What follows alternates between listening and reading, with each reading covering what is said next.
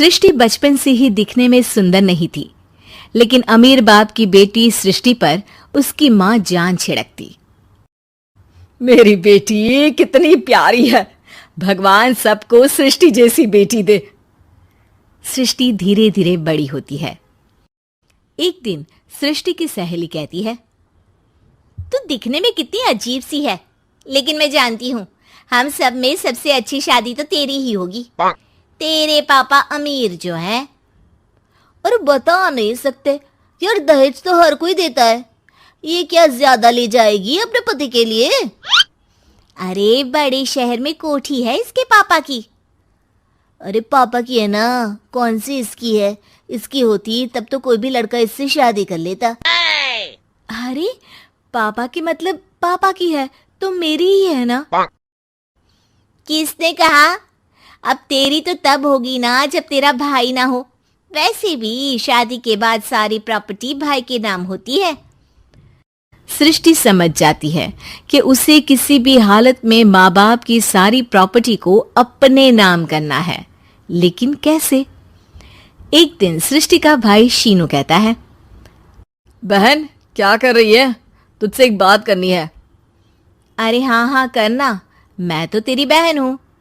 बहन मेरी लाइफ में ना एक लड़की है, बहुत अच्छी है।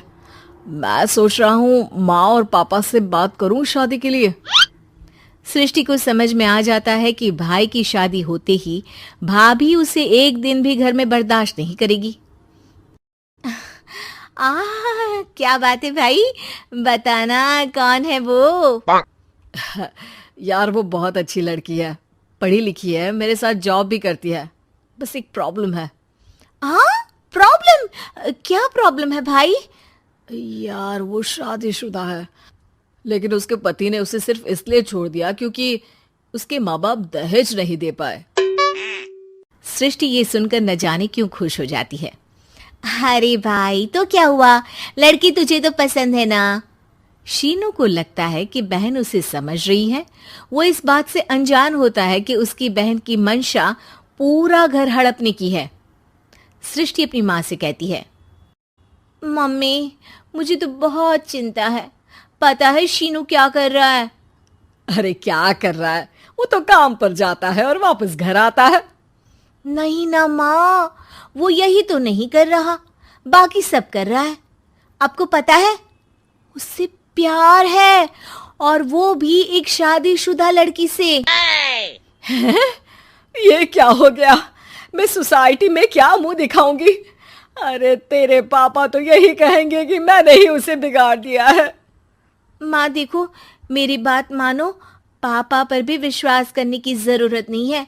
अब आप ही बताओ, पापा इतनी देर घर के बाहर रहते हैं क्यों? बोलो।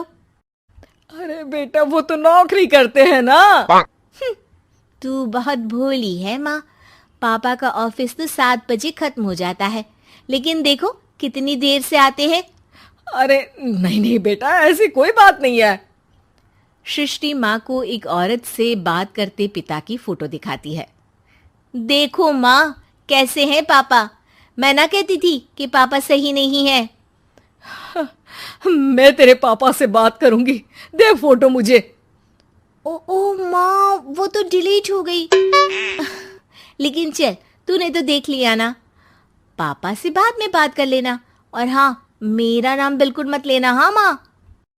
अब क्या था, सृष्टि के माँ और पिता के बीच झगड़ा होना शुरू हो जाता है। सृष्टि के मन में क्या चल रहा था कोई नहीं जानता था। एक दिन, माँ सृष्टि के लिए एक लड़का देखा है, वो लोग शाम को उसे देखने आने वाले हैं। और हाँ माँ, एक खुशखबरी, मैं और पापा मिलकर एक नया बिजनेस ट्राई कर रहे हैं। शाम को लड़का आता है, सांवले रंग का।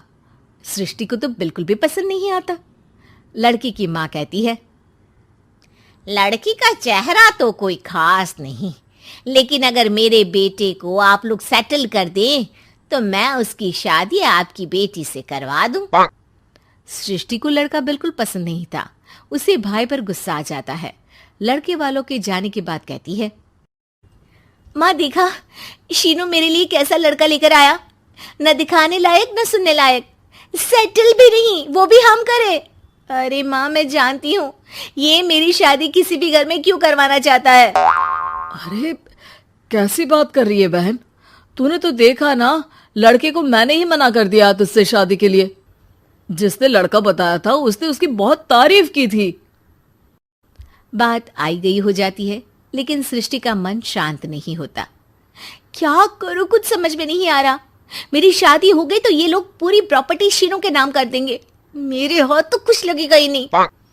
तभी सृष्टि को आइडिया आता है। वो किसी वकील को फोन करती है।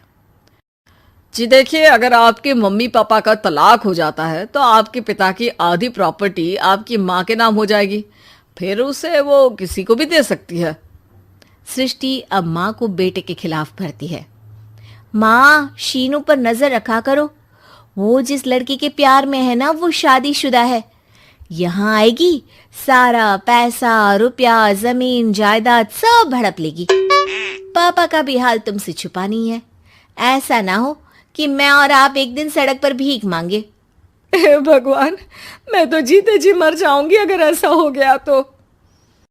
ऐसा हो गया नहीं माँ, ऐसा ही होगा। अभी समय है, आगे का सोच लो। मैं तो कहती हूँ पापा से आधी प्रॉपर्टी लेकर अलग हो जाओ। पापा की आधी प्रॉपर्टी भी हम लोगों को अगर मिल जाती है ना तो अगले 7 जन्म सफल समझो। बेचारी माँ बेटी के कहने पर पति से तलाक लेकर अलग हो जाती है। सृष्टि अब पैसों से गाड़ी और अपने दूसरे महंगे शौक पूरे करने लगी। उसके दोस्त भी उसके पैसे इस्तेमाल करते। सृष्टि, कल तुम कहाँ थी? मैं सारा दिन घर पर अकेली थी। तो मैं क्या करूं? मैंने ठेका तो नहीं लिया है ना तुम्हें संभालने का। माँ को सृष्टि से ये उम्मीद नहीं थी। वो बैठकर रोने लगती है। वहीं उसका पति यानी कि सृष्टि के पिता आ जाते हैं। मैं जानता था कि तुम्हारा यही हाल होगा, तो आपने मुझे रोका क्यों नहीं? मैं रोकता तो तुम रुकती क्या? सृष्टि के कहने पर तुमने मुझ पर, अपने बेटे पर शक किया, लेकिन तुम ये भूल गई कि कैसे हम दोनों ने मिलकर जीवन में इतना सब खड़ा किया। माँ पति के गले लग जाती है। मुझे माफ कर दीजिए, मैंने आपकी कमाई का एक बड़ा हिस्सा गवा दिया। कोई बात नहीं, तुम साथ हो तो मैं ऐसी 7 प्रॉपर्टी खड़ी कर दूंगा। तभी वहां सृष्टि आ जाती है रोते हुए। माँ, मयंक ने मुझे छोड़ दिया। वो बोल रहा था जब तक मेरे पास पैसे थे तब तक ही वो मेरे साथ था। पापा, माँ, मुझे माफ कर दीजिए।